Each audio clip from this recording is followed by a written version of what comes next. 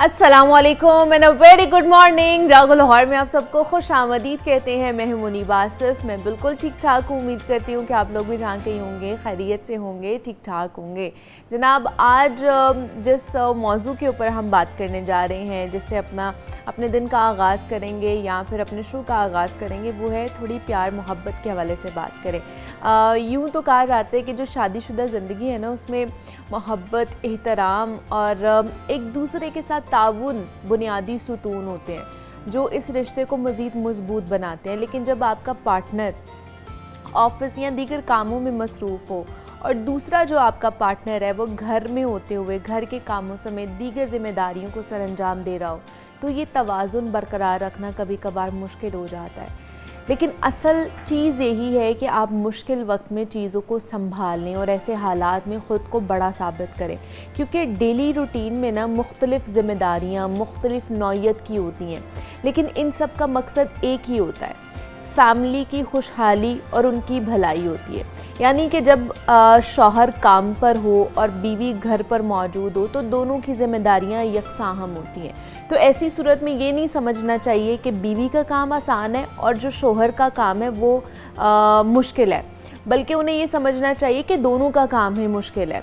दोनों अपनी अपनी जो ज़िम्मेदारियां हैं, अपने जो फ़र्ज़ हैं, वो बखूबी निभा रहे होते हैं। ऐसे में ये बात उन्हें समझनी चाहिए कि शादी के बाद जो मियाँ और बीवी दोनों की अलग अलग ज़िम्मेदारियां होती हैं जिन्हें वो निभाते भी हैं, तो फिर फ़र्क या फिर कंपैरिजन कैसा? क्योंकि घर में रहने वाली बीवी मुमकिना तौर पर घर की देखभाल भी करती है, अपने बच्चों की तरबियत करती है, दीगर घर के जो काम होते हैं, ज़िम्मेदारियाँ होती हैं, वो भी निभा रही होती है।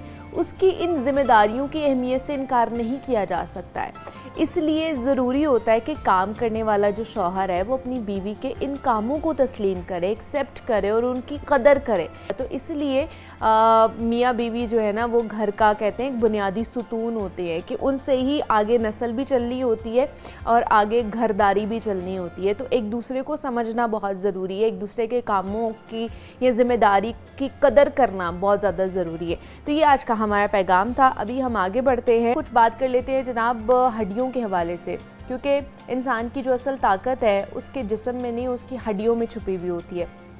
लेकिन जैसे जैसे वक्त गुजरता जाता है इन मजबूत हड्डियों में कमज़ोरी आ जाती है, दर्द और बहुत सारी बीमारियां भी जन्म लेने लगती हैं। अब कभी कैल्शियम की कमी हो जाती है, कभी बढ़ती उम्र है, तो कभी एक्सीडेंट्स या फिर पैदाइशी मसाइल होते हैं। हड्डियों की बीमारी सिर्फ बूढ़ों का मसला नहीं है, अब ये नौजवानों में, ख़वातीन में, यहाँ तक कि बच्चे भी इसका शिकार हो रहे हैं।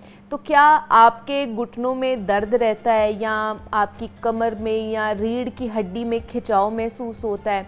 क्या आपके हाथ पाँव जल्दी ठंडे या फिर सुन्न हो जाते हैं? हो सकता है कि जनाब ये हड्डियों की किसी बीमारी का एक इब्तदाई इशारा हो।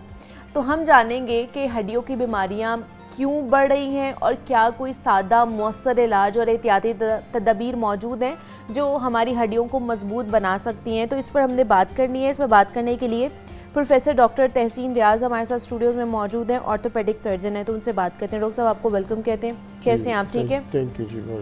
डॉक्टर साहब, आजकल ये हड्डियों के जो प्रॉब्लम है कि हड्डियाँ कमज़ोर हो गई हैं, खिंचाव हो रहा है, हड्डियों में दर्द हो रहा है, तो इसकी वजह क्या है? देखिए जी, हड्डियों की बीमारियां जो हैं वो तो उम्र के हर हिस्से में होती हैं और उम्र के हर हिस्से में उसकी वजूहात भी मुख्तलिफ होती हैं। जो बच्चों में हड्डियों का प्रॉब्लम होता है वो तो पैदाइशी भी हो सकता है और डेवलपमेंटल भी हो सकता है। जब उनकी ग्रोथ हो रही होती है तो प्रॉपर ग्रोथ नहीं होती, और प्रॉपर ग्रोथ ना होने की वजह एक तो उनकी प्रॉपर डाइट ना होना, जैसे कि आजकल बर्गर्स और इस तरह से फास्ट फूड्स वगैरह आई हुई हैं, और दूसरा प्रॉपर एक्सरसाइज ना होना, वर्जिश ना होना, स्पोर्ट्स में पार्टिसिपेट बच्चे जो नहीं करते हैं उनकी हड्डियों में प्रॉब्लम आ जाती है। फिर यंगस्टर्स में जो हड्डियों के प्रॉब्लम ज़्यादातर आजकल चल रहे हैं, एक तो उनका लाइफस्टाइल है कि लाइफस्टाइल में ये है कि उनकी जो फिज़िकल एक्टिविटी का लेवल है वो बहुत कम हो गया और ज़्यादातर उनकी जॉब की नेचर या स्टडीज़ की नेचर इस तरह से हो गई है कि वो ज़्यादातर कंप्यूटर पे, डेस्क पे बैठ के काम करती हैं। तो फ़िज़िकल स्ट्रेसेस जो ज़रूरी होती हैं बोन की ग्रोथ के लिए, वो फ़िज़िकल स्ट्रेसेस नहीं वहाँ पड़ती। वो चलेंगे फिरेंगे, वॉक करेंगे, एक्सरसाइज करेंगे تو ان کی بونز لوڈ ہوں گی تو وہ ریاکشن میں ڈیولپ ہوں گی اور اسٹرانگ ہوں گی. وہ ان کو سٹریس نہیں ملتی ہے اسٹرانگ ہونے کے لیے, لہٰذا وہ بیٹھے بیٹھے وہ بونز بھی ویک ہو جاتی ہیں. اور آج کل پہلے زمانے میں تو بوڑھوں میں زیادہ بیماریاں ہوتی تھی, لیکن آج کل نوجوانوں میں بھی لڑکوں اور لڑکیوں دونوں میں یہ آسٹیوپروسس کی اسپیشلی یا آسٹیوملیشیا ایک بیماری ہوتی ہے. آسٹیوپروسس جو ہوتی ہے اس میں دیکھیں بون دو ہڈیوں کا بربرا پن ہے نا آسٹیوپروسس. جی آسٹیوپروسس جو ہے نا ہڈیوں کا بربرا پن اس کو کہتے ہیں کامن مین لینگویج میں. اس میں یہ ہوتا ہے کہ ہڈی میں دو چیزیں ہوتی ہیں, ایک فائبر ہوتا ہے اور ایک کیلشیم ہوتی ہے. ٹھیک ہے. جیسے آپ سمجھ لیں کہ جو سیمنٹ کا لینٹر ہوتا ہے اس میں لوہے کے راڈز ہوتے ہیں اور کنکریٹ ہوتی ہے. اسی طرح لوہے کے راڈ کی جگہ انسانی ہڈیوں میں فائبرز ہوتے ہیں, کولیجن فائبرز جن کو کہتے ہیں, وہ راڈز کی طرح ہوتے ہیں اور ان راڈ کے درمیان میں فلنگ ہوتی ہے کیلشیم کی. ٹھیک ہے. اچھا آسٹیوپروسس میں راڈز بھی اگر فرض کرو ایک جگہ 100 راڈز ہونے چاہیے تو آسٹیوپروسس میں کم ہو کے وہ 50 یا 60 رہ جاتے ہیں. اور اسی طرح ہی ان میں اندر جو کنکریٹ فل ہوئی ہوتی ہے وہ کنکریٹ بھی جیسے لینٹر سے کنکریٹ نیچے گر جاتی ہے اور وہ لینٹر کے اندر ہولز نظر آنے شروع ہو جاتے ہیں. اسی طرح ایگزیکٹلی وہ کیلشیم بھی وہاں سے کم ڈپلیٹ ہوتی ہے, کم ہوتی ہے, تو وہ آسٹیوپروسس کی ایک شیپ جو ہے نا وہ اڈاپٹ کر لیتی ہے. اور جب وہ ہڈیوں کی آسٹیوپروسس ہوتی ہے تو ہڈی میں ہوتا ہے کہ ہڈی سافٹ ہو جاتی ہے, اس میں وہ ہارڈنیس اور وہ اسٹرینتھ نہیں رہتی اور وہ باڈی کا ویٹ اٹھانے کے قابل بھی نہیں رہتی.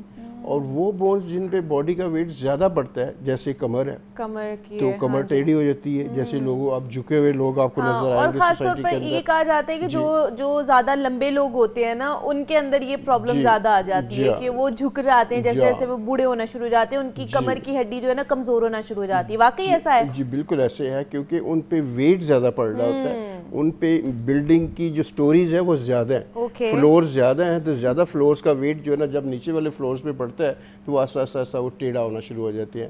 اسی طرح ہی جو ٹانگوں کی ہڈیاں وہ بھی وزن اٹھاتی ہیں, ٹانگوں کی ہڈیاں بھی ٹیڑھی ہونی شروع ہو جاتی ہیں. اور اسی لیے ہمیں کیسز بھی سننے کو ملتے ہیں نا کہ بوڑھے لوگ ہیں خاص طور پہ اگر گر گئے ہیں خدا نہ خواستہ تو ان کی کولے کی ہڈی ٹوٹ گئی ہے یا اس طرح, وہ پھر جلدی ریکور بھی نہیں ہو پاتے ہیں. جی جیسے آپ نے فرمایا کانسیپٹ یہی ہے کہ جی وہ گرے ہیں ٹوٹ گئے ہیں, اور کئی دفعہ ہوتا ہے کہ وہ کھڑے کھڑے ان کی بون اتنی کمزور ہوتی ہے کہ ان کا چوکلے کا جوڑ کھڑے کھڑے ہی ٹوٹ جاتا ہے اور وہ گر جاتے ہیں, تو وہ سمجھتے ہیں کہ شاید گرنے کی وجہ سے ٹوٹا ہے, حالانکہ وہ اپنے ویٹ کی وجہ سے ہی ٹوٹ گیا, اتنا کمزور ہو جاتا ہے. تو اس لیے اس کی جو احتیاطی تدابیر ہے وہ جو ہے نا ٹائم کے ساتھ ہی کر دینا چاہیے, اور وہ ینگ ایج سے ہی سٹارٹ کر دینا چاہیے, نہیں کہ بڑھاپے میں جا کے کریں. اور اس میں سمپل سی بات ہے کہ فزیکل ایکٹیویٹی ہے, ایکسرسائزز ہیں اور ڈائٹ ہے. ڈائٹ میں high protein diet, calcium rich diet, milk products اور اس طرح کی چیزیں جو وہ زیادہ استعمال کریں. فاسٹ فوڈز اور یہ ڈرنکس جو ہے نا وہ کم سے کم جو ہے نا. اچھا کہا جاتا ہے, میں پڑھ بھی رہی تھی کہ جو کیلشیم کا آپ انٹیک کرتے ہیں نا وہ 30 تک آپ کی ہڈیوں میں سٹور ہوتا رہتا ہے. جی بالکل 30 سال کی عمر تک. اس کے بعد آپ جتنا مرضی کیلشیم کھا لیں وہ سٹور نہیں ہوتا, پھر وہ آپ کی ہڈیوں میں جو سٹور ہوا ہوتا ہے آفٹر 30 آپ کی باڈی وہ یوز کر رہی ہوتی ہے. واقعی ایسا ہے؟ کسی حد تک یہ ایسے ہے کہ وہ سٹورز جو ایک دفعہ فل ہو جاتے ہیں تو پھر وہی سٹورز جو ہے نا آگے لائف میں جو ہے نا وہ کام آتے ہیں اور وہ یوز ہوتے رہتے ہیں. لیکن کیلشیم ایسی چیز ہے کہ وہ ایک میٹابولک پروسیس میں چینج ہوتی رہتی ہے, آتی رہتی ہے باڈی میں, جاتی رہتی ہے, اور باڈی کے ویئر اینڈ ٹیئر کے ساتھ جو ہے نا اس کا میٹابولزم چلتا رہتا ہے. تو کیلشیم کی 30 کے بعد بھی ضرورت پڑتی ہے. ہمارے پاس جو بوڑھے لوگ آتے ہیں آسٹیوپروسس کے ساتھ, آسٹیوملیشیا کے ساتھ, یہ جس میں کیلشیم کی کمی ہوتی ہے, اور خاص طور پہ وٹامن D3 جس کو ہم اگنور کر دیتے ہیں وہ بہت ہی امپورٹنٹ ہے. وٹامن D3 ہاں یس وٹامن D3 وہ چیز ہے کہ جو آپ کیلشیم کھاتے ہیں وہ آپ کی ڈائٹ میں ہوتی ہے یا ٹیبلٹ فارم میں لیتے ہیں, وہ وٹامن D3 اس کو اٹھا کے جو ہے نا بونز تک لے کے جاتا ہے آپ کی آنتڑیوں سے. اچھا وہ ٹرانسپورٹ کرتا ہے. جب وہ ٹرانسپورٹ کرنے والی چیز ہی باڈی میں نہیں ہوگی تو آپ کیلشیم جتنی مرضی لیتے رہے وہ آنتڑیوں سے باہر نکل جائے گی, باڈی کا حصہ نہیں بنے گی. اور ہم یہاں پر زیادہ تر وٹامن ڈی کی کمی کا شکار ہیں لوگ. جی, اور ہماری نیشن ایز اے نیشن بھی جو ہے نا ان کا اگر وٹامن D3 لیول کرایا جائے تو وہ بہت کم ہے, وہ بہت کم ہے. تو विटामिन D3 का लेवल करवाते रहना चाहिए। और विटामिन D3 को भी एज ए सप्लीमेंट जैसे कैल्शियम लेते हैं उसको भी साथ लेना चाहिए, क्योंकि वो होगा तो बोन का टर्नओवर और बोन का मेटाबॉलिज्म जो है ना, तो इसकी किस तरह की हम इसकी सप्लीमेंट्स ले सकते हैं, कैल्शियम की भी और विटामिन डी की? विटामिन डी की यूजुअली मेरे इल्म में जो है हम लोग एक कैप्सूल खा लेते हैं, जो टेबलेट्स में मिलती हैं, ठीक है, मुख्तलिफ मिलती हैं मार्केट से, वो खाना चाहिए जो कि 15 दिन बाद खाते हैं एक कैप्सूल, या फिर रोज़ाना की बुनियाद पे खाएं, या उसकी टॉक्सिसिटी भी हो जाए तो क्या प्रॉब्लम हो सकती है? जी, उसमें यह है कि सबसे सोर्स जो कैल्शियम अच्छा सोर्स है वो तो फूड है, जो नेचुरल सोर्स है। नेचुरल सोर्स से ये जो कमी है ना वो पूरी करनी चाहिए।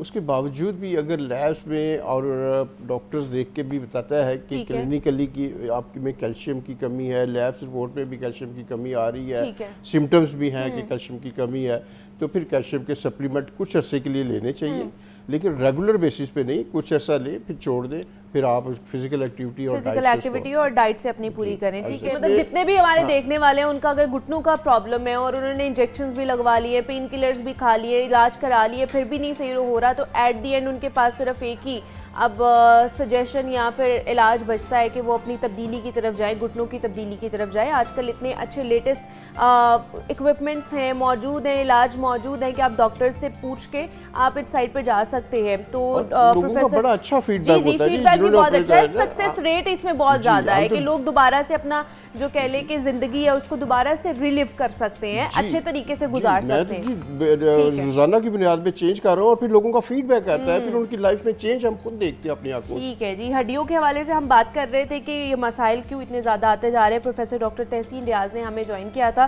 डॉक्टर साहब थैंक यू सो मच कि आप आए और इसके ऊपर बात की। जनाब अब कुछ नफ्सियात के हवाले से बात करते हैं। अब इंसानों में भी ना दो तरह के लोग होते हैं। एक वो लोग होते हैं जो कि अपनी ज़िंदगी में कुछ भी कर रहे हो ना, छोटी से छोटी कामयाबी भी हासिल कर रहे हों या कोई खुशी भी उन्हें हो, कोई भी उनके साथ इमोशन अटैच हो, वो किसी के साथ शेयर नहीं करते हैं, वो छुप के हर चीज़ कर रहे होते हैं, और जब वो पाया तकमील तक पहुंच जाती है तब वो उसका ऐलान करते हैं या फिर उसको शेयर करते हैं।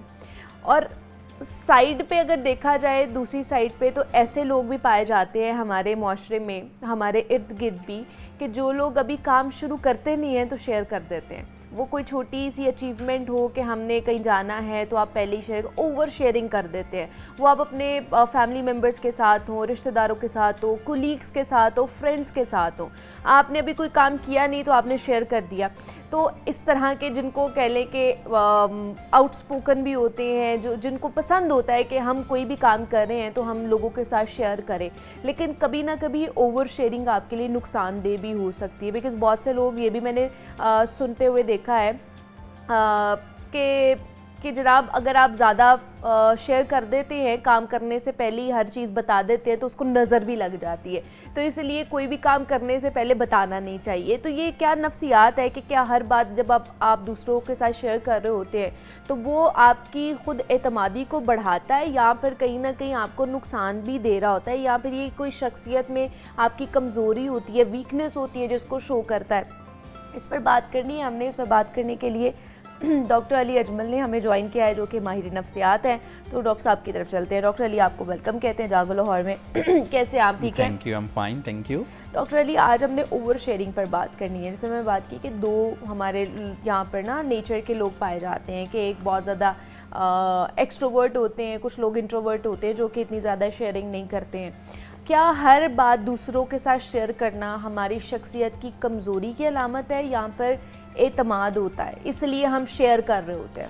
देखिए, इसमें 3-4 वजूहात हैं जिसकी बिना पर हम लोगों से कुछ चीज़ें शेयर करते हैं।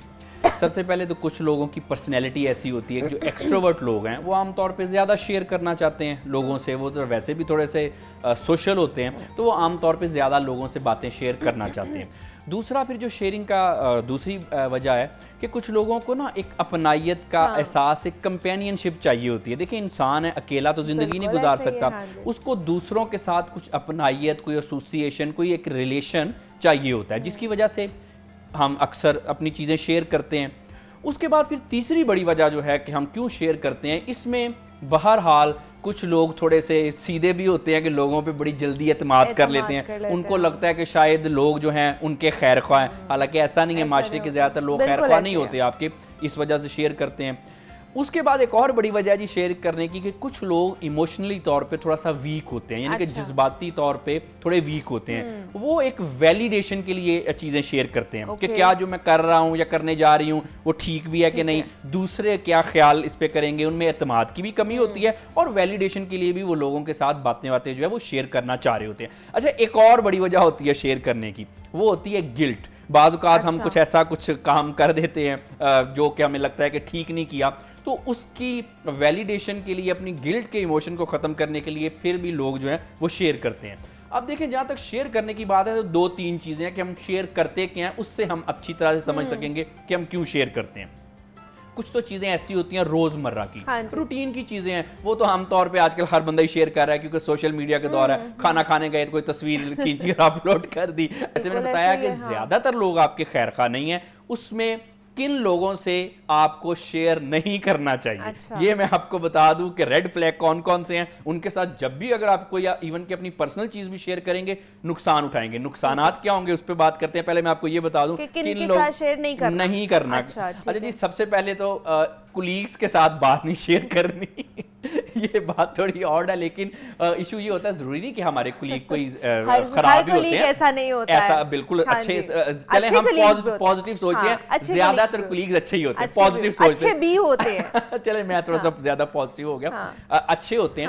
اب اس میں یہ ہے کہ لیکن اب بہرحال کولیگز میں کمپٹیشن تو ہوتا ہے نا، اب پھر اور ایک طرح سے ہیلدی کمپٹیشن ہونا بھی چاہیے۔ اس میں یہ ہوتا ہے کہ بعض اوقات پھر ہیلدی کمپٹیشن کرتے کرتے کبھی کولیگز ٹانگیں بھی کھینچنا شروع کر دیتے ہیں، تو جب آپ نے کوئی چیز شیئر کی ہوتی ہے تو پھر آپ کے لیے نقصان ہوتا ہے، اگینسٹ۔ سب سے پہلے کولیگز کے ساتھ کوئی چیز شیئر نہیں کرنی۔ اچھا، اس کے بعد نا زیادہ بتونی بندے کے ساتھ بھی چیزیں نہیں شیئر کرنی، چاہے وہ دل کا جتنا مرضی اچھا ہو، لیکن اس کو ہوتی ہے پیٹ کا ہلکا ہوتا ہے، obviously باتیں کرنے کی عادت ہوتی ہے نا، اور کچھ نہیں ملا تو پتا چلا آپ کا راز ہی اس نے کہیں اور شیئر کر دیا۔ ویسے بھی کہتے ہیں نا کہ ایک پنجابی شاعر کہتے ہیں کہ بلیا یاراں نوں راز نہ دسیا کر، یاراں دے بھی یار ہوندے نے۔ تو اب اس کے بعد آپ نے کبھی بھی خود پسند شخص سے کوئی بات شیئر نہیں کرنی، خود پسند شخص ہمیشہ آپ کو نقصان پہنچاتا ہے۔ اس کے بعد جی سیلفش بندے سے کبھی کوئی بات نہیں آپ نے شیئر کرنی، انا پرست شخص سے کوئی بات نہیں ہم نے شیئر کرنی۔ اچھا، اس کے علاوہ آپ دیکھیں کہ جو کمزور ذہنیت کے لوگ ہوتے ہیں ان کے ساتھ بھی بات نہیں شیئر کرنی، وہ جتنا چاہے مرضی آپ کے انٹرسٹ میں ہو، لیکن کیونکہ ذہنی طور پہ جذباتی طور پہ کمزور ہوتے ہیں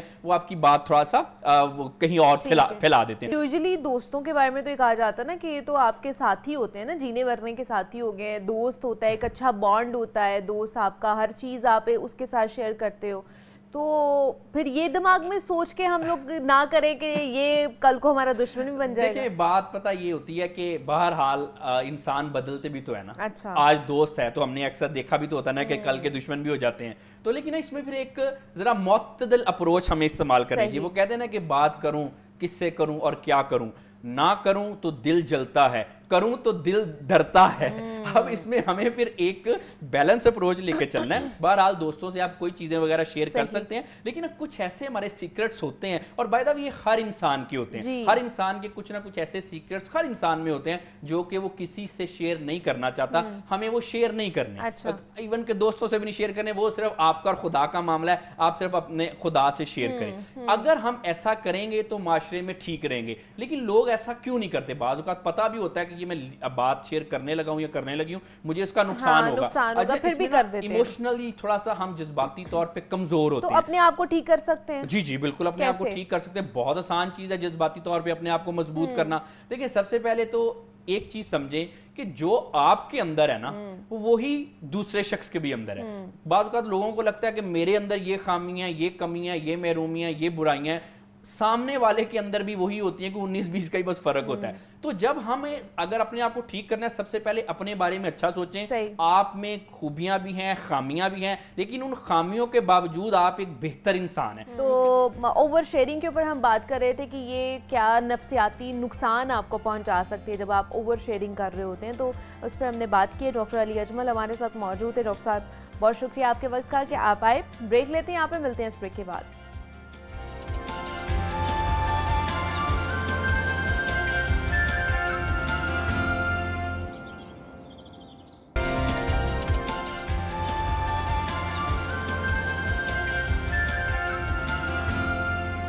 वेलकम बैक टू जागो लाहौर। जनाब, अब कुछ बात कर लेते हैं लड़कियों के हवाले से, ख़ास तौर पर जो लड़कियां हिजाब या निकाब या फिर जो अबाया पहनती हैं, उनके लिए ये सेगमेंट ना बहुत इम्पॉर्टेंट होने वाला है कि उन्हें धूप, गर्द या फिर आलूदगी से कोई ख़तरा नहीं होता, लेकिन जब वो हिजाब पहनती हैं ना तो उसकी वजह से बहुत सारी, ख़ासतौर पर आपका हर टाइम कवर रहना, ये जो एरिया है आपका कवर रहता है, बाल आपके कवर रहते हैं, तो आपको बालों के मसाइल बहुत ज़्यादा हो जाते हैं, क्योंकि कहा जाता है कि हवा नहीं लगती है आपके स्कैल्प के ऊपर तो बाल गिरना शुरू हो जाते हैं, ऑयली स्कैल्प रहता है, ईची स्कैल्प हो जाता है, इस तरह के बहुत सारा मसले आ जाते हैं। फिर दूसरा कि आपकी स्किन भी ख़राब होना शुरू हो जाती है।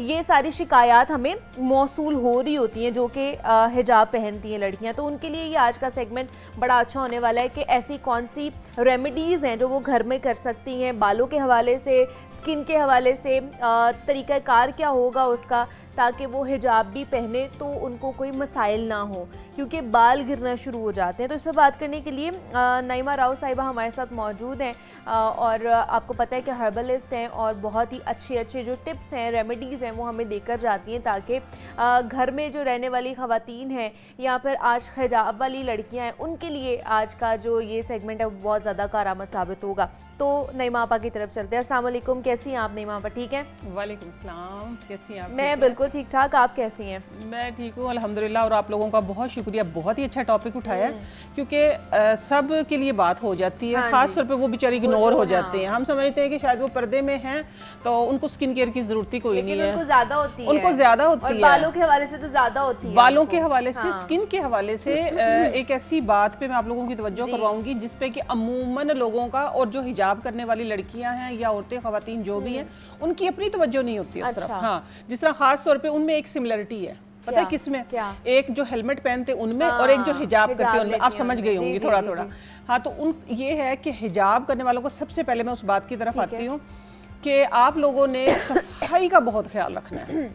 हमारी निस्बत यानी ये है कि हम दुपट्टा लेते हैं, ठीक है, लेकिन जो हिजाब, प्रॉपर हिजाब करते हैं, हमारी निस्बत उनको ज़्यादा हाइजीन का ख्याल रखना चाहिए। ज़रूरत ज़्यादा होती है। उसकी वजह ये होती है कि जो पसीना आता है, ठीक है, पसीना उनका अंदर ही रहता है, उसमें अबाए में या उनका जो हिजाब होता है, नकाब होता है, उसमें लगता है। अगले दिन फिर अगर वही पहन लेंगी तो फिर अगर आपके बाल गिरे, गंजपन आ रहा है, तो उसकी आप बहुत बड़ी जिम्मेदार हैं। ओके, यहाँ फिर आपके स्किन के ऊपर कोई इन्फेक्शन हो रहा है तो उसका भी। सेकंड ये कि जब हम इधर से इतना करते हैं, जो मुंह के अंदर, नाक के अंदर जो हमारे निकलते हैं, सांस ले रहे होते हैं, पसीना भी आ रहा है। क्योंकि मुझे बड़ी हैरत हुई, मेरे पास मेरी एक कस्टमर, एक क्लाइंट आई, उसने वो हिजाब, प्रॉपर हिजाब में, लेकिन जब उसने हिजाब रिमूव किया तो इतनी छोटी छोटी बारीक वाली एक्ने नहीं होती है, जो बिल्कुल बारीक वाली एक्ने, जो स्किन उधड़ी हुई जिस तरह, इस तरह की, तो मुझे बड़ी हैरत हुई थी। फिर मैंने उसको बताया कि मैंने कहा आप समझ रही हैं कि शायद आप सन प्रोटेक्टर ठीक है,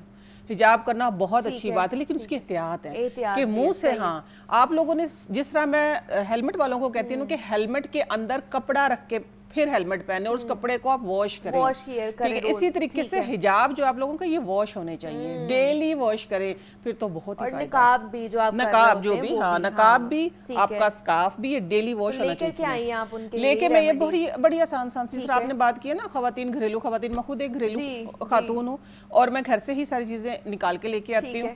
सबसे पहले तो आप लोगों ने करना है, गिलास देना मुझे, ठीक है। सबसे पहले तो आप लोगों ने ये करना है कि गर्मी है, जिस तरह लाइक, ठीक है, जिस तरह गर्मी है, इस गर्मी में आप लोगों ने पहले अपने अंदर का ख्याल रखना है, ताकि आप लोगों को पसीना ज्यादा आए ना, आपकी स्किन फ्रेश रहे। और ये जिनको भी ज्यादा पसीना आता है उनके लिए है, ये उनके लिए, जिनको भी ज्यादा, मर्द खवातीन सबके लिए, ये सिर्फ एक प्रॉपर हिजाबियंस के लिए नहीं है, हिजाबियन के लिए, ये सबके लिए, ठीक है। जिनको भी ज्यादा पसीना, हेलमेट वाले भाई भी सुन लें, ठीक है। तो उसके लिए मैंने लिया क्या है, गर्मियां बहुत हैं, गूंद कतीरा, तुखमलंगा, और तुखमलंगा, हाँ, ये मेरे पास मोस्टली भीगा हुआ फ्रिज में रहता है। करना ये है आप लोगों ने, अगर तो आप क्या कहते हैं कि फैटी हैं, मोटे हैं, ठीक है, तो फिर तो आपने इतना सा ये डाल के, ये इकट्ठा ही मैंने भिगो के, और इसको मैंने रखा हुआ है फ्रिज में। ओके, सही है, ठीक है। तो हाँ, ये मिक्स करके शुरुआत इससे करें अपने दिन की। सुबह जो है ना ये पी लें आप, सुबह आप पी लें, दिन भर एक तो आप फ्रेश रहेंगे, ज्यादा स्वेटिंग नहीं होगी, ये मेरा आजमूदा है। ज्यादा स्वेटिंग, जिनको ओवर स्वेटिंग होती है ना, ओवर स्वेटिंग होने से भी आपको बहुत ज्यादा प्रॉब्लम होते हैं, तो ये आप दिन की शुरुआत इससे करें। अगर आप इसे आपका स्टमक नहीं है, आपका मैदा खराब नहीं है, तो फिर आप इसमें फ्यू ड्रॉप्स जो है हाँ लीमू डाल सकते हैं। बस हनी की जरूरत नहीं है आजकल के मौसम में। हनी नहीं डाले? नहीं, आजकल के मौसम में हनी की जरूरत नहीं है। बस इससे दिन भर आप फ्रेश रहेंगे। जितना ये देखें घूमता हो खूबसूरत लग रहा है ना, आप भी इतने ही प्यारे प्यारे हो जाएंगे। हाँ, ये बहुत अच्छा है। और दूसरा ये एक फाइबर का बहुत बड़ा फाइबर बहुत, हाँ जी बिल्कुल। लेकिन आज क्योंकि मैं बता रही हूँ स्वेटिंग की वजह से एलर्जी, गर्मी, स्टमक ठीक रहेगा, लीवर ठीक रहेगा इसके साथ। अच्छा, सेकंड मैं रेमेडी की तरफ आती हूँ, वो है उनके लिए जो हिजाब करती हैं लड़कियाँ, उनको स्किन केयर एक ऐसा सीरम बनाया है मैंने कि देखिए सन ब्लॉक तो आप लोगों ने लगाना ही लगाना है। आपका इतना हिस्सा जो नजर आ रहा है ना कि अगर आप सन ब्लॉक नहीं लगाएंगे ये इससे तो हाँ फिर वो लगेगा कि ऐनक, नकाब उतारेंगे फिर भी लगेगा ऐनक लगी हुई है। ठीक है, तो टू टोन स्किन हो जाएगी। एग्जैक्टली, उसके लिए देखिए मैंने एक सीरम बनाया है घर की चीजों से। ठीक है, ये मैं आप लोगों के सामने थोड़ा सा इसको निकाल के दिखाऊंगी। ये कैमरा जरा इसको फोकस कर लेना फिर ताकि नजर आए लोगों को। ये देखें, ऐसे नजर आ गया जी। इसकी मुनीबा फ्रेगनेंस भी इतनी अच्छी है, इसकी आप जब इसको लगाएंगी स्किन टाइट हो जाएगी, ओपन पोर्स नहीं होंगे, जो मुंह से भाप निकलने से एलर्जी होती है वो एलर्जी नहीं होगी। आपने ये पी लेना है, सुबह मुंह धो के आपने ये फेस पे अच्छे तरीके से, हाथों पे, फेस पे, अपने पाँव पे, बाजुओं पे, और ये इतना सा ही काफी, 2 से 3 ड्रॉप इनफ। बस यही, अब ये है कि हाथों पे इस पे लगाएं। इसकी फ्रेगनेंस आप चेक करें, देखें इसके अंदर जो जो चीजें हैं वो मैं आपको बताऊंगी। मैंने सिंपल इसके अंदर लिया है ऑलिव ऑयल, आपकी चॉइस है, आप जोजोबा ऑयल लें, आप आलमंड ऑयल लें, आप कुछ भी ले लें। एक तेल लेके उसके अंदर मैंने डाला है उन्नाब जोजोबा जिसको बोलते हैं। ठीक है, उन्नाब को तोड़ के 3 दाने 100 ml में डाल दिए मैंने। 100 ml का बनाया, ये मैं यूज करती इसलिए मैं ले आई हूँ बचा हुआ, क्योंकि मैंने कहा यही दिखाऊं ना उनको। तो ये है कि हाँ ये देखिए इसके अंदर मैंने डाला हुआ है उन्नाब, आप लोगों को नजर आएगा, तोड़ के डाला था। ठीक है, फिर डाले हैं बिस्कस ड्राई फॉर्म में जो मिलते हैं बिस्कस, साथ में डाली हुई है इसके अंदर मैंने तकरीबन 15 से 20 लौंग जो है वो एंटी एजिंग का काम करती है। आपकी स्किन जो है, आपकी स्किन जो है वो बिल्कुल टाइट हो जाएगी। ठीक है, ये इसको पड़ा रहने दें। ये देखिए ये लौंग इसके अंदर, ये मैंने निकाल के दिखानी थी। कितने दिन पड़ा रहने देंगे? पड़ा रहे, देखो ना ये तकरीबन 1.5 महीने से मैं यूज कर रही हूँ इसको। हाँ पड़ा रहे, ये इसी के अंदर से मैं निकाल के इस्तेमाल करती हूँ। और फिर एक सीक्रेट इंग्रेडिएंट जो आप महंगी से महंगी प्रोडक्ट में यूज करते हैं और मैं आप लोगों को बताती भी रहती हूँ, लिक्रिश, मुलट्ठी। हाँ ये देखिए नीचे नजर आएगा, मुलट्ठी का पाउडर डाला मैंने इसके अंदर। मुलट्ठी थोड़ी सी उसकी क्रश करके वो डाल दी, थोड़ा सा पाउडर डाल दिया। ये 4 चीजें हैं इसके अंदर और इसको मैंने डाल के रखा हुआ है। तकरीबन 1 महीने से ज्यादा हो गया इसको मैं यूज कर रही। मैं इसीलिए लेके आई थी, मैंने कहा ताकि लोगों को दिखा दूं मैं।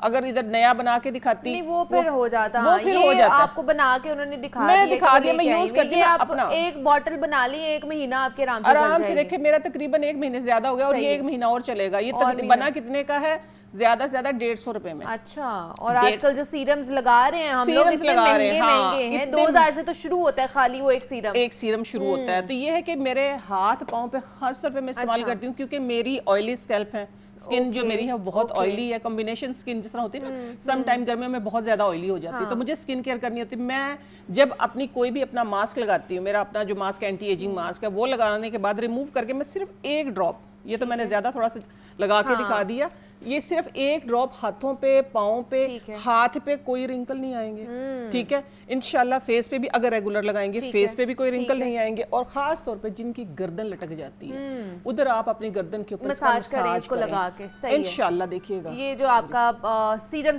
तैयार हो जाएगा, घर पे सीरम तैयार हो जाएगा। उसके अलावा मैं आप लोगों को बताऊं एक और चीज, जिनकी ऑयली स्किन है वो भी यूज कर सकते हैं, क्योंकि यूज करेगा। मेरी अपनी जो स्किन है ना वो ऑयली है। ठीक है, हाँ मेरी अपनी स्किन ऑयली, लेकिन मैं हाफ ड्रॉप, तकरीबन 1 ड्रॉप आप कह लें, वो मैं पूरा हाथों पे मसाज करके इसी का चेहरे पे मसाज कर लेती हूँ। अल्हम्दुलिल्लाह मुझे किसी चीज की जरूरत नहीं होती। तो ये आप जो है ना करें और फिर हमें इसका फीडबैक तो वैसे आ ही जाता है, बहुत अच्छा फीडबैक आता है, बहुत अच्छा, हाँ जी बहुत अच्छा फीडबैक, और बहुत अच्छा फीडबैक आ भी जाता है कि आप लोग इस्तेमाल भी कर रहे होते हैं और उसके इफेक्ट्स भी नजर आ रहे होते हैं। तो थैंक यू सो मच नईमा आपा कि आप आई, शुक्रिया, आप लोगों ने इतना अच्छा टॉपिक उठाया। थैंक यू सो मच कि आप आई और इतनी अच्छी टिप्स और रेमेडीज हमें देकर जा रही हैं। तो आप लोग भी जरूर करिएगा, मैं भी जरूर करूंगी, और फिर नेक्स्ट टाइम जो है ना नईमा आपा को हम जरूर इसका फीडबैक भी देंगे। अभी आगे बढ़ते हैं और अभी आपको बताएं कि जनाब लाहौर हाई कोर्ट की 150 साला तारीख में पहली मर्तबा सरकारी अखराजात में बड़े पैमाने पर कमी लाने का फ़ैसला किया गया है, विच इज़ वेरी गुड।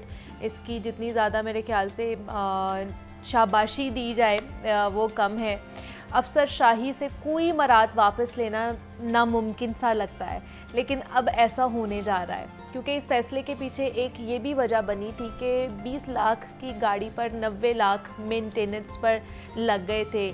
ये क्या कहानी है और इस फैसले के असरात क्या होंगे, इस पर भी बात करेंगे, क्योंकि यहाँ तो वीआईपी शख्सियात के लिए भी 3 अरब 25 करोड़ रुपए में गाड़ियाँ हर साल के बाद ख़रीदी जाती हैं। तो जहाँ सूबाई हुकूमत की सतह पर ऐसा मिजाज हो कि सबको नई और मुकम्मल फिट गाड़ियाँ चाहिए, तो ऐसे में ये कैसे मुमकिन होगा कि जनाब अपनी मराद जो है ना वो उसमें कमी लाई जा रही है हाई कोर्ट की तरफ से। तो इस फैसले को मेरे ख्याल से देख लेते हैं कि इसके पीछे की क्या कहानी है, क्यों ये फैसला लेकर आया जा रहा है, इसका ऐलान किया गया है। इस पर बात करने के लिए मोहम्मद अशफाक हमारे साथ स्टूडियोज़ में मौजूद हैं, नुमाइंदा लाहौर न्यूज़। अशफाक साहब आपको खुश आमदीद कहते हैं जागो लाहौर में, और साथ ही साथ वाइस चेयरमैन पंजाब बार हैं इरफान सादिक तारड़ साहब ने भी हमें ज्वाइन किया है। इरफान साहब आपको भी खुश आमदीद कहते हैं जागो लाहौर में।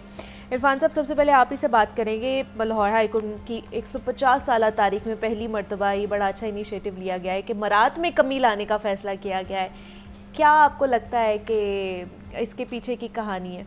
अब देखिए, मैं समझता हूँ कि ये मरात वाला चैप्टर जो है ना, ये मरात वाला चैप्टर ना होता तो हमारा मुल्क इस लेवल पे ना होता। अच्छा। लेकिन मैं अप्रिशिएट करता हूँ ऑनरेबल चीफ जस्टिस साहबा की इस इकदाम को कि देखिए, एक सहूलत जो मौजूद होती है ना, उसको वापस करना और उसको मॉडिफाई करना बड़ा मुश्किल है। एक बंदा गाड़ी एंजॉय कर रहा है, वो सुबह अपनी गाड़ी पे आ रहा है, पेट्रोल मिल रहा है, और पॉसिबिलिटीज देयर, इतनी की गाड़ी नहीं जितनी की मेंटेनेंस एक्सपेंस मिल रहे हैं। तो मैं समझता हूँ कि ये हाई कोर्ट का बड़ा चीफ जस्टिस साहब का इकदाम जो हम इसको अप्रिशिएट करते हैं कि उन्होंने ये पॉलिसी दी। अब देखें क्या है, अल्टीमेटली जितने गाड़ी का पेट्रोल मिलना है, गाड़ी के अंदर उनको बेनिफिट दे दिए गए, अच्छा, ताकि गवर्नमेंट को लॉस ना हो, और मेंटेनेंस की शक्ल में, पेट्रोल की शक्ल में या अदर फॉर्म में जो गाड़ी को मेंटेन करते हैं और इतने एक्सपेंसिव वो हो जाते हैं।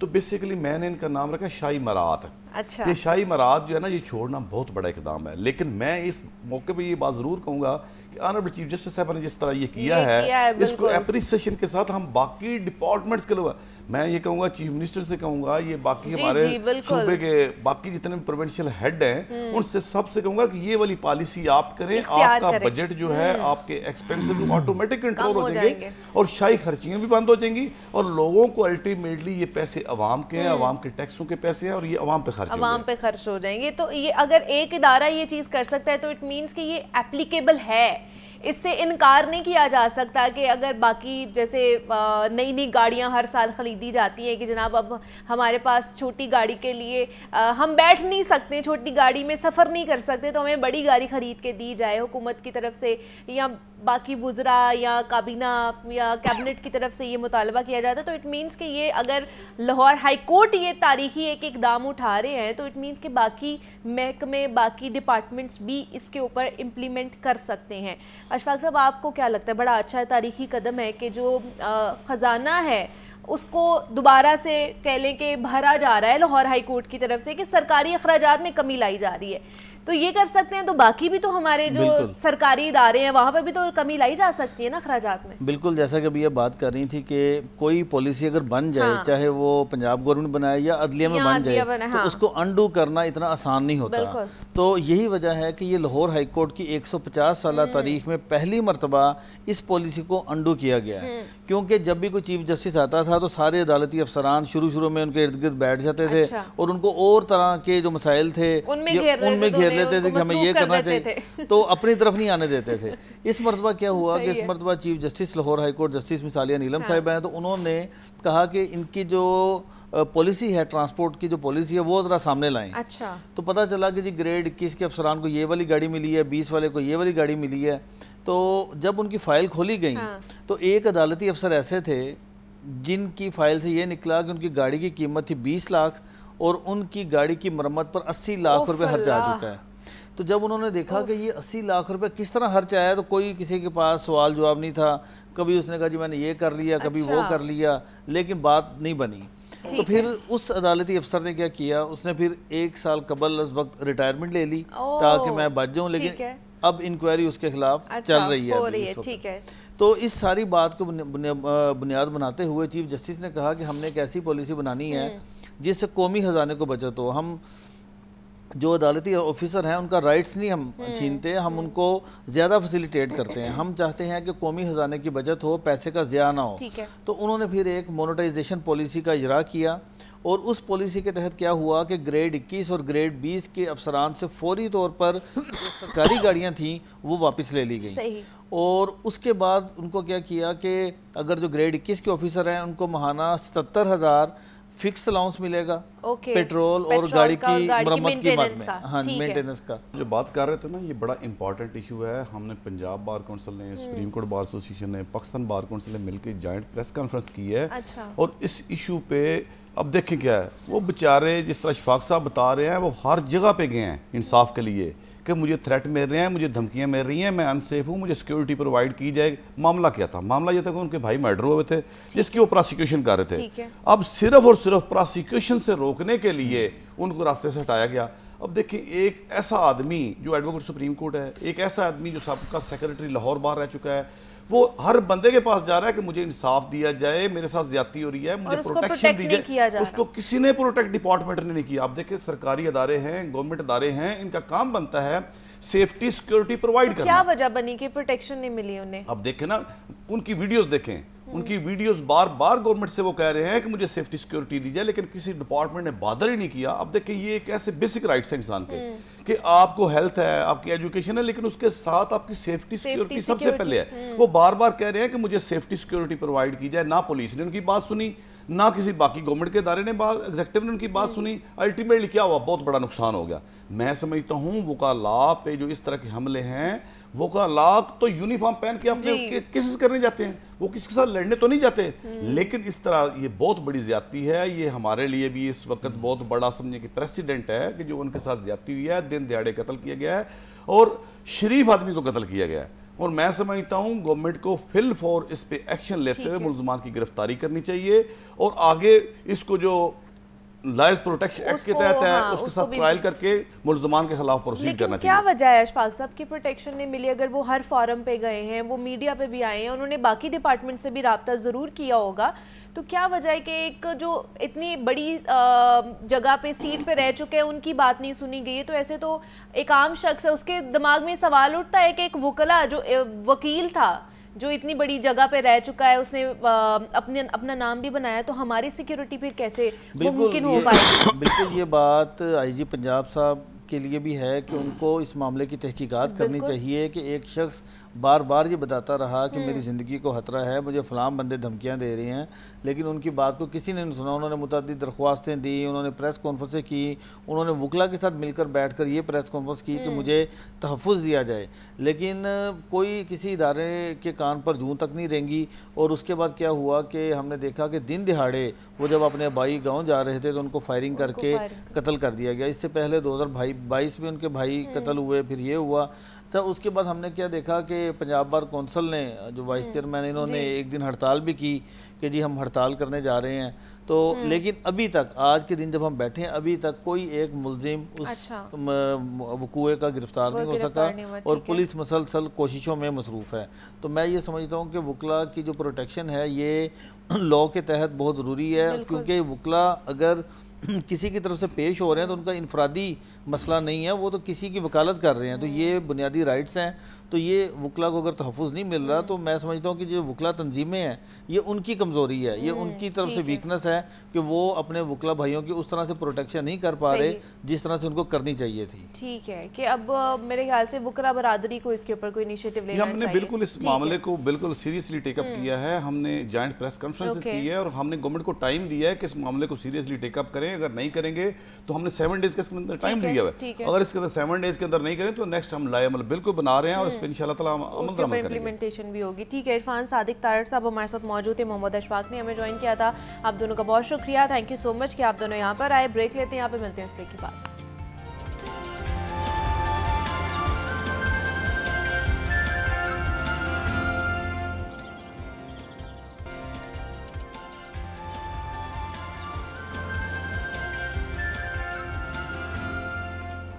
वेलकम बैक टू जागो लाहौर। जनाब, अब कुछ बात कर लेते हैं पंजाब के हवाले से, और बल्दियाती इंतखाबात में ताख़ीर बिला जवाज़ है।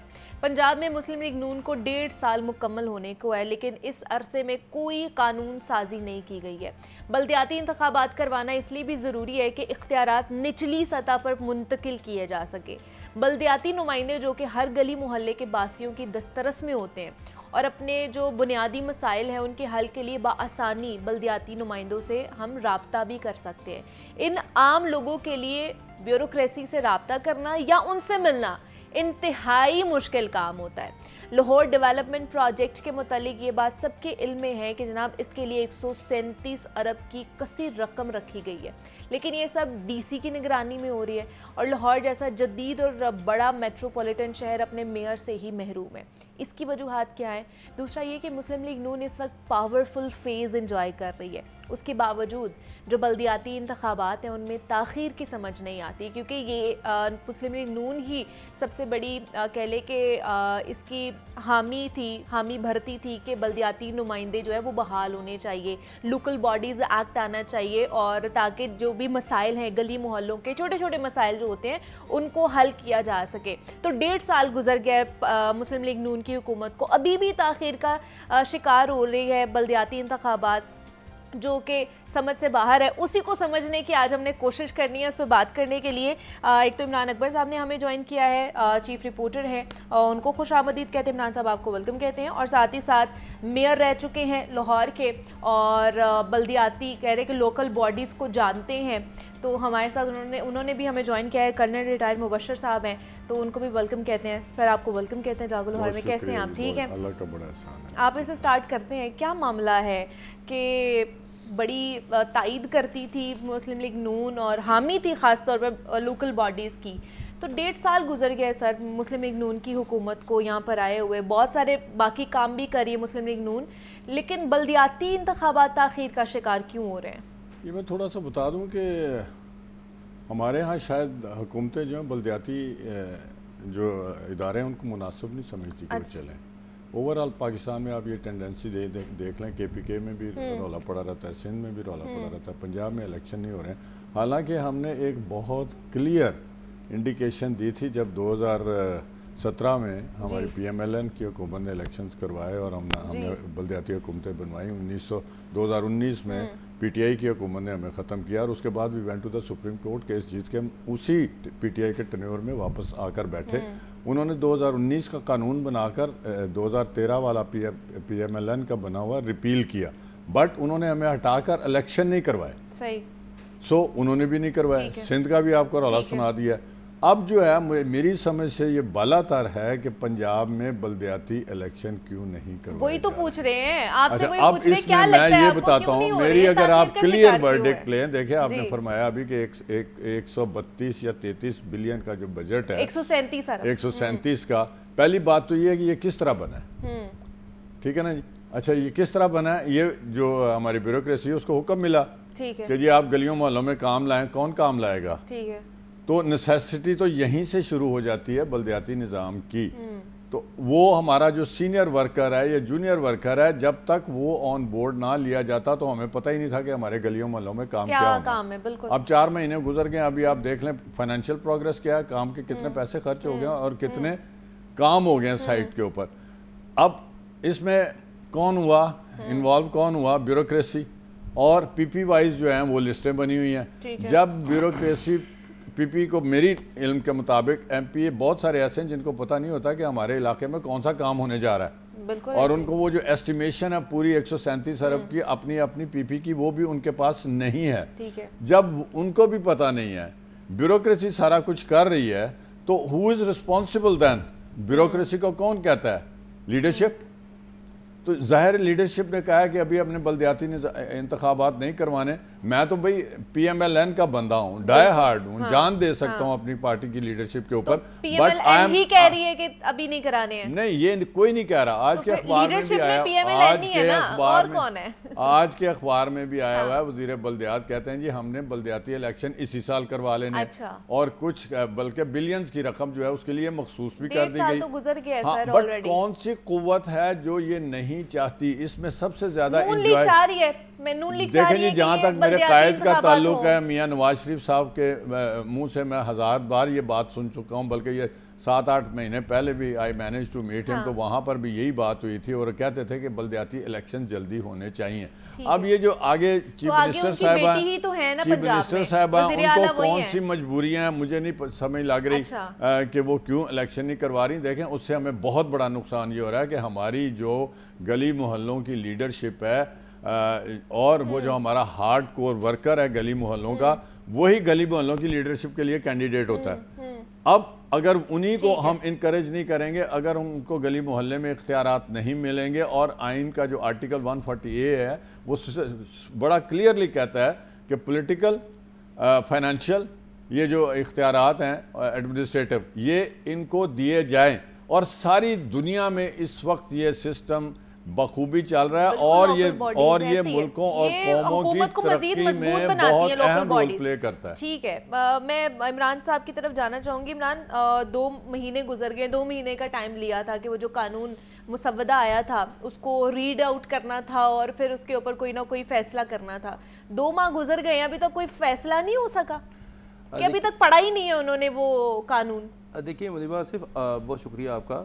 ابھی سابقہ میئر صاحب نے بتایا کہ 140A آئین کا جو آرٹیکل ہے 140A، اگر آپ اس کو پڑھ لینا تو ساری بات ہی ختم ہو جاتی ہے۔ دیکھیں آپ کی جو لوکل گورنمنٹس ہوتی ہیں نا، یہ اکائی ہوتی ہیں، بالکل ایسے، اور یہیں سے ہی سسٹم سٹارٹ ہوتا ہے، اور ہر انسان کے جتنے بھی زبر زیر پیش جزم تمام مسئلے جو ہیں وہ اسی میں لوکل باڈیز حل کراتی ہیں، اور یہ تمام لوکل گورنمنٹ جو ہیں وہ بنانے کا مقصد یہ ہوتا ہے کہ پالیسی جو بنی ہے اسمبلی میں اس کے اوپر عمل درآمد کروائیں۔ اب آپ کے 36 ڈپٹی کمشنر، 9 ڈویژنل کمشنر، ہر یعنی کہ پورے پنجاب کے، یہ تمام لوگ جو ہیں ایک ہیں، جبکہ آپ کے بلدیاتی نمائندے 274 یونین کونسل کے، ایک یونین کونسل میں 13 بلدیاتی نمائندے، اس کے بعد آپ کا ایک مین پروسیسنگ ہال ہوتا ہے جس میں تمام ممبران آ کے بیٹھتے ہیں، جو ڈسٹرکٹ اسمبلی ہوتی ہے، وہ لوگوں کے مسائل لے کر آتے ہیں۔ ٹھیک ہے، مانا 2017 میں سابقہ میئر کرنل مبشر جاوید آئے، انہوں نے کوششیں کی، انسان کے پاس کوشش ہی ہوتی ہے اور کچھ نہیں ہوتا، انہوں نے کوششیں کی، مگر ان کو ویسے اختیارات سے جو ہے پی ٹی آئی گورنمنٹ نے نہیں نوازا۔ جیسے سر سے بات کی ہے کہ جیسے نون لیگ اس کی بہت بڑی حامی تھی کہ انتخابی جو بلدیاتی انتخابات ہیں وہ ہونے چاہیے، اب ان کو 1.5 سال ہو گئے ہیں، حکومت 1.5 سال مکمل کر چکی ہے اپنے، تو ابھی تک پنجاب میں کیوں نہیں ہو رہے انتخابات؟ ہم تو دیکھیں جی، جتنا آپ بات کریں گے، ہم لوگوں کے جو باہر ہمیں کہتے ہیں لوگ کے مسائل حل نہیں ہوتے، جو لوگ ہیں الیکشن نہیں ہو رہے، ان کی ہی آواز بلند کریں گے، وویلا یہ مچاتے ہیں کہ کیوں نہیں کرواتے۔ اب یہی جو ہے منتر ہر جگہ پہ راگ لامپا جا رہا ہے کہ کیوں نہیں کرواتے۔ وجہ یہ ہے کہ جیسے کروائیں گے تو وہ جو ایک گلی میں جو اینٹ لگتی ہے جہاں پہ جا کے کوئی اپنا وہاں پر انوگریشن کرتا ہے، وہ ختم ہو جائے گی، وہ بلدیاتی نمائندے کے کنٹرول میں آ جائے گی نا۔ اب مقصد یہ کہنے کہ سیاست کرنی ہے تو یہ سیاست کا میرا خیال ہے کوئی پہاڑا نہیں ہے، اس سے کوئی میتھ نہیں سمجھ لگتا۔ سیاست ہمیشہ آپ کے گلی محلے کے لوگ جو ہیں نعرے لگا کر کرتے ہیں جب گلی محلہ بن جاتا ہے۔ دیکھیں ایک گلی بنے گی، وہاں پہ لوکل گورنمنٹ کا جو بھی chairman, vice chairman, councillor, vice councillor, lady councillor جو بھی ہوگی، وہاں پہ جا کے نعرہ کس کا لگائے گی؟ اپنی جماعت کا۔ اب وہیں سے ووٹنگ جو ہے وہ کل کو کسی کا کہہ سکتے ہیں جی ہم نے آپ کا گلی محلہ، اب تو پتہ ہی نہیں چل رہا کس کا گلی محلہ بن رہا ہے۔ اتنے بڑے کام ہیں، یعنی کہ پورے لاہور میں جال بچھا ہوا ہے۔ ابھی فیز 1 ہے، اس کی دیکھیں 8000 گلیاں، فیز 2 میں بھی کیسے بنیں گی وہ؟ میں بتاتا رہا ہوں ٹائملی کیسے بنیں گی؟ یہی 30 جون آ رہا ہے، 30 جون آ رہا ہے، 30 جون کو کہہ رہے ہیں کہ مکمل کر لیں گے ہم فیز 1۔ ہمارے بلدیاتی نمائندے ایکٹیو ہوتے تو یہ گلی گلی میں جا کے ساری چیزیں کروا سکتے۔ ان کو تو یہ نہیں ہے کہ وہ اس گلی میں جائیں بھی بینر ہی لگا سکیں، ان کو یہاں تک روکا گیا۔ اب اس بات میں بھی کئی چیزیں آ جاتی ہیں۔ اگر ہم دیکھیں، مقصد یہ ہے کہ ہم نے بات کرنی ہے الیکشن کی، یہ تو ٹیکنیکل ہیں چیزیں کہ وہ یہ ہوگا، فلانا یہ کرے گا، مختلف علاقوں میں جو لوکل گورنمنٹس کے نمائندے ہیں وہ یہ کریں گے۔ آپ کے الیکشن میں جب بھی ہم وزیر بلدیات سے بات کرتے ہیں، عید کا تیسرا دن تھا، جو لبرٹی چوک تھا، وہاں پہ پریس کانفرنس ہوئی تو سوال کیا گیا ان سے کہ بلدیاتی الیکشن کب کروا رہے ہیں؟ انہوں نے کہا جی جو آپ نے بل کی بات کی، انہوں نے کہا جی ہمارا جو بل ہے وہ قائمہ کمیٹی کے پاس گیا ہوگا، اب جب وہ منظور کرے گی ہم الیکشن کے لیے تیاری شروع کر دیں گے۔ اچھا، میں نے کل ایک خبر بریک کی اور کل کی ہماری سٹی پیج میں خبر بھی لگی ہوئی ہے کہ اتنے زیادہ نمائندے وہ اس بجٹ میں مائنس کیسے ہو گئے. اس کے بعد بریک تھرو بھی میں نے دیا, اس کی وجہ بھی بتائی کہ اس طرح تو نہیں ہو سکتا کہ آپ کا بجٹ ہو رہا ہے اور اس میں آپ نے بلدیات کی بات ہی نہ کریں, بلدیاتی الیکشن کی بات ہی نہ کریں. اچھا, وہ تمام سٹوری جب دی تو اس کے بعد وزیر بلدیات کا ایک بیان میں نے بھی آج پڑھا جو ابھی صاحب کا میئر بتا رہے تھے کہ انہوں نے کہا کہ جی ہم اس سال یا اگلے سال اچھا الیکشن کی طرف جائیں گے. اچھا جائیں گے, کنفرم بھی اچھا, یہ بات انہوں نے ہمارے ساتھ پچھلے سال بھی کی تھی کہ اس سال یا اگلے سال, یہ اگلا سال جس سے مراد یہ تھا کہ 2025 کے شروع میں اوائل میں. اچھا, وہ بات تو گزر گئی. اب مجھے نہیں پتہ لگا کہ یہ 5 ارب کا بجٹ جو انہوں نے رکھا ہے, جو ہر سال رکھا جاتا ہے بلدیاتی الیکشن کے لیے, وہ ظاہر بات ہے ان کو الیکشن کمیشن کی آج ہی ڈیٹ آ جائے. چیف الیکشن کمیشن فرما چکے ہیں 2 ہفتے پہلے کہ اگر آپ نے ڈیٹ نہ دی تو میں خود ڈیٹ دے دوں گا. یہاں تک وہ کہہ چکے ہیں. اس پہ بات کر لیتے ہیں. نون لیگ کا بھی موقف ہمارے سامنے آ گیا ہے. سر سے دوبارہ بات کروں گی, آپ سے بھی بات کی ہے. پیپلز پارٹی کا بھی ذرا موقف لے لیتے ہیں کہ وہ ان کے اوپر کیا کہتے ہیں. رائے حسن مرتضی صاحب نے ہمیں جوائن کیا, رہنما ہے پاکستان پیپلز پارٹی کے. سر ویلکم کہتے ہیں آپ کو جاگو لاہور میں, بہت شکریہ آپ نے وقت دیا. بلدیاتی انتخابات کے حوالے سے ہم بات کر رہے ہیں. کافی سالوں سے اس کے اوپر بات ہو رہی ہے, آپ لوگ بھی حامی تھے, پیپلز پارٹی بھی چاہتی تھی کہ بلدیاتی نمائندگان کو بحال کیا جائے, نون لیگ بھی اس کی حامی تھی. لیکن جب سے حکومت آئی ہے تب سے اس کو تاخیر کا شکار ہو رہے ہیں بلدیاتی انتخابات. کیا وجہ ہے اس کی؟ بہت شکریہ جی.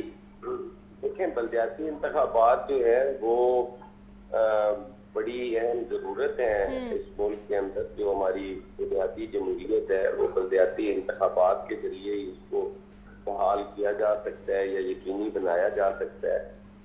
میں سمجھتا ہوں کہ پنجاب کے اندر جو حالات ہے وہ ریجیم چینج, جیسے پی ٹی آئی تھی, پھر نون لیگ تھی, پھر پی ٹی آئی آئی, اور جو بھی آتا ہے وہ یہ سمجھتا ہے کہ ہماری جو طاقت ہے, ہمارا جو عام ووٹر ہے جس کی نمائندگی بلدیات کی صورت میں پنجاب کے اندر موجود ہے, وہ ہماری سپیس نہیں ہے, وہ اس کو چینج کر دیتا تھا. تو اس کو بڑا ہی فار گرانٹیڈ لیا گیا ہے. پھر اس بل کے اندر جو ہمارے سامنے آیا وہ بھی ایک بڑی غیر سنجیدگی کی صورتحال تھی.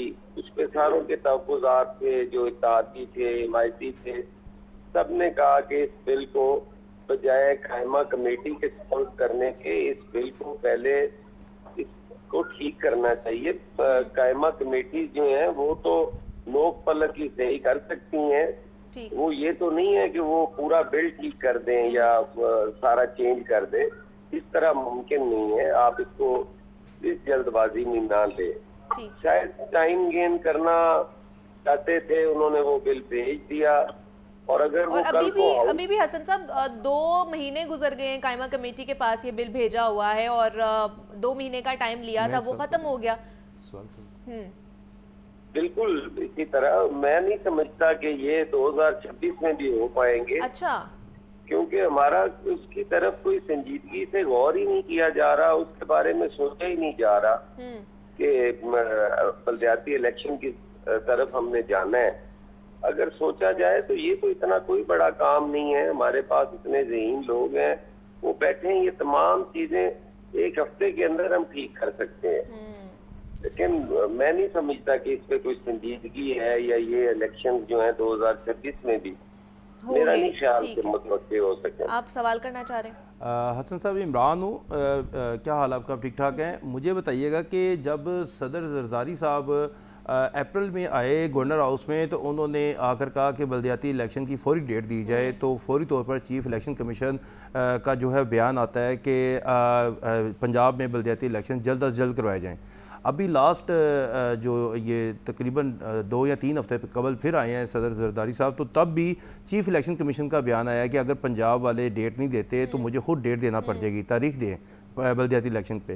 اس حوالے سے کیا کہیں گے کہ جب بھی صدر زرداری آتے ہیں یہ بیان لازمی آتا ہے, تو آپ کیا کہیں گے کہ اتنا زیادہ سنجیدگی دکھائی جا رہی ہے پیپل پارٹی کی طرف سے, لیکن پنجاب گورنمنٹ کی طرف سے سنجیدہ پن نظر نہیں آ رہا؟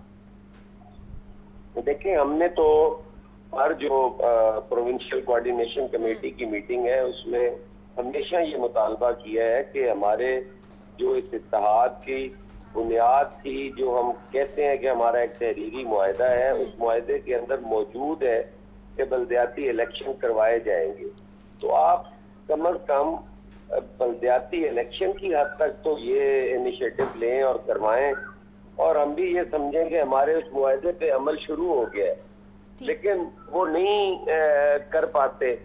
अब जरदारी साहब के पंजाब के दौरे पे तो कोई ऐसी बात नहीं है कि वो आएंगे तो वो बल्दियाती इलेक्शन का ऐलान कर देंगे और कहेंगे, इलेक्शन कमीशन ऑफ पाकिस्तान ये कहेगा कि जी बल्दियाती इलेक्शन कराओ, नहीं तो हम स्टेट दे देंगे। कभी इस तरह भी हुआ है कि इदारे जो हैं वो अपनी जिम्मेदारियां पूरी करने के बजाय वो धमकियां दें कि अगर ये नहीं करोगे तो फिर हम कर देंगे। ये उनकी जिम्मेदारी में शामिल है। वो चूंकि खुद उनकी हैसियत मुतनाज़िया है और एक भारी अक्सरियत जो इस मुल्क की है वो उन पे यकीन नहीं रखती और उन्हें आज़ाद और गैर जानिबदार नहीं मानती, और उन्होंने कभी कोशिश भी नहीं की कि वो ये साबित करें कि हम गैर जानिबदार हैं।